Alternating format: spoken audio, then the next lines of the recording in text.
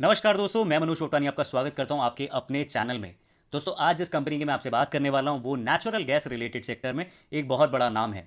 आज मैं आपसे बात करने वाला हूं इंद्रप्रस्थ गैस लिमिटेड आईजीएल के स्टॉक एनालिसिस के बारे में। और साथ ही आज ही इसके क्वार्टर 1 के रिजल्ट्स भी अनाउंस हुए हैं। कैसे रहे वो रिजल्ट्स, क्या है इसका फ्यूचर फोरकास्ट, क्या आपको इस स्टॉक में एंटर करना चाहिए या थोड़ा सा वेट करना चाहिए, कैसी रहेगी इसके आने वाले फ्यूचर की आउटलुक और किस तरीके से हम इसके अंदर इन्वेस्ट करके बेहतरीन रिटर्न्स ऑप्टिमाइज कर सकते हैं। तो आप लोगों से बस एक छोटा सा प्यारा सा समय निवेदन है, कृपया करके वीडियो एंड तक देखिएगा और वीडियो पसंद आए तो चैनल सब्सक्राइब जरूर कर लीजिएगा बेल आइकन दबा के, ताकि मैं जब भी वीडियो अपलोड करूं आपके पास उसका तुरंत नोटिफिकेशन आ जाए और आप टाइमली अपनी इन्वेस्टमेंट्स को प्लान कर पाएं। तो दोस्तों, सबसे पहले बात करते हैं इसके क्वार्टर 1 FY21 के रिजल्ट्स को लेके। दोस्तों, बहुत भारी गिरावट आई है इनके रिजल्ट्स में, अगर हम कंपेयर करें वाई ऑन वाई बेसिस पे या फिर हम कंपेयर कर ले क्वार्टर ऑन क्वार्टर बेसिस पे भी। बात करें अगर रेवेन्यू डिप की तो ऑलमोस्ट 60% का इनको डिप देखना पड़ा है Q on Q as well as Y on Y basis पे। और अगर मैं बात करूं प्रॉफिट आफ्टर टैक्सेस के लेवल पे तो वहां भी ऑलमोस्ट 85 to 88% का डिप देखना पड़ा है इनको Y on Y as well as quarter on quarter levels पे। जिसकी वजह से अगर मैं अर्निंग पर शेयर की बात करूं तो जून 19 के 3.5 रुपीज पर शेयर के मुकाबले अभी जून 20 में वो महज 0.5 रुपीज पर शेयर ही रह गया है। लेकिन बात आती है कि क्या ये रिजल्ट एक्सपेक्टेड नहीं था? जी हाँ दोस्तों, ये रिजल्ट पूर्ण रूप से एक्सपेक्टेड था, क्योंकि इनका मेजर रेवेन्यू ऑलमोस्ट 75% सीएनजी के बिजनेस से आता है और वहीं दूसरी ओर 25% इनका पाइप नेचुरल गैस के बिजनेस से आता है। लॉकडाउन के दौरान स्पेसिफिकली अप्रैल और मई में सीएनजी का बिजनेस एकदम ठप था दोस्तों। एंड द प्रॉब्लम बीइंग कि आईजीएल का जो मेजर ऑपरेशन है उसका एरिया दिल्ली एनसीआर है। और आप लोग इस बात से पूर्ण रूप से वाकिफ है कि दिल्ली एनसीआर में तो स्पेसिफिकली लॉकडाउन बहुत स्ट्रिक्टली फॉलो किया जा रहा था, क्योंकि सबसे ज्यादा उस दौरान जो केसेस थे मुंबई और दिल्ली में ही थे। तो अब बात आती है दोस्तों कि क्या हम इस स्टॉक के साथ इन्वेस्टेड रहे या नहीं, क्योंकि ये खामियाजा तो भुगतना पड़ा है इस पर्टिकुलर स्टॉक को। बट ऐसी सिचुएशन में what should be the next step for the investors? दोस्तों, मेरा एक मानना है कि आप किसी भी शेयर को एक पर्टिकुलर क्वार्टर के रिजल्ट्स में ना मापिए। बहुत जरूरी है आपके लिए ये जानना कि उस पर्टिकुलर स्टॉक से रिलेटेड, उस कंपनी से रिलेटेड उसका फ्यूचर आउटलुक क्या है। मैं आप लोगों से पूछता हूँ, क्या ये पर्टिकुलर क्वार्टर एक एक्सेप्शनल क्वार्टर नहीं था? बिल्कुल था।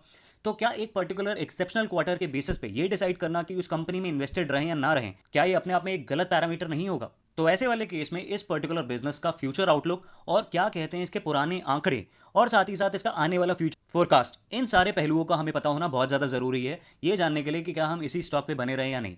तो दोस्तों, सबसे पहले मैं आपको बताना चाहूंगा कि आज की डेट में इसका करंट मार्केट प्राइस ऑलमोस्ट 413 रुपए पे ट्रेड हो रहा है। इसकी मार्केट कैपिटलाइजेशन 29,000 करोड़ के अराउंड है। अगर मैं पीई की बात करूं इंडस्ट्री पीई से कंपेयर करते हुए तो ये थोड़ा सा ओवर वैल्यूड है। इनका पीई 23 के अराउंड ट्रेड कर रहा, साथ में इंडस्ट्री पीई इस टाइम 18.74 के अराउंड है। बात करें अगर आज की डिलीवरी की तो दोस्तों मोर देन 30% की आज डिलीवरी उठाई गई है ओवरऑल वॉल्यूम ट्रेड पे। प्राइस टू बुक वैल्यू की अगर बात करूं तो वो 5.4 की है। प्राइस टू कैश फ्लो की अगर मैं बात करूं तो वो ऑलमोस्ट 20 के बराबर है। प्रमोटर की होल्डिंग लगातार काफी टाइम से 45% पे स्ट्रिक्टली मेंटेन्ड है। 52 वीक हाई एंड लो की बात करें तो 534 का इनका 52 वीक हाई है, उसके मुकाबले 284 का इनका 52 वीक लो था। ये इसके बीच में ही ऑलमोस्ट मीडियन में ही घूम रहा है इस वक्त।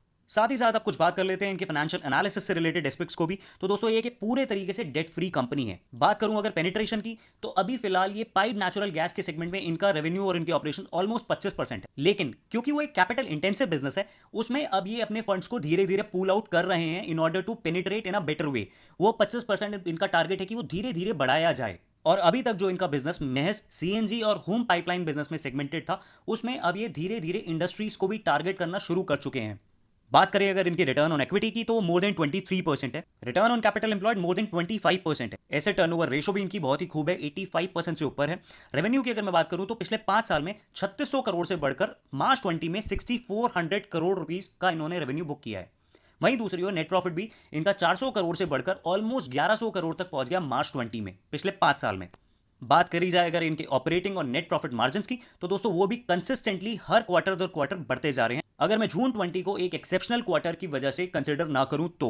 साथ ही साथ अगर एंटरप्राइज वैल्यू टू एबिटा की वैल्यूएशन मल्टीपल को भी अगर हम कंसिडर करें तो वो भी मार्च 16 में जो 9.41 था वो अब बढ़कर 15.06 हो गया मार्च 20 में। इससे जुड़ा हुआ अगर हम फ्यूचर फोरकास्ट करें दोस्तों तो रेवेन्यूज में डेफिनेटली एक पॉसिबिलिटी है कि अगले 4 साल के अंदर अंदर वो रेवेन्यू डबल हो सकता है। साथ ही साथ अगर मैं बात करूं इनके मार्जिन की तो लगातार जो ग्रो करते हुए इनके मार्जिन हैं उनकी वजह से रिटर्न ऑन इक्विटी और रिटर्न ऑन कैपिटल एम्प्लॉयड को भी फर्दर ग्रोथ मिलने के बहुत ज्यादा आशंका है। And lastly, enterprise value to EBITDA levels might grow considerably well in the next 5 forthcoming years. तो दोस्तों, ये थी इसकी पूरी ब्रॉडर पिक्चर जिसका आपको पता होना बहुत ज्यादा जरूरी है। So lastly, my recommendation would be definitely to buy this share, ignoring all the negativities and the adverse result जो अभी निकला है इस पर्टिकुलर क्वार्टर का।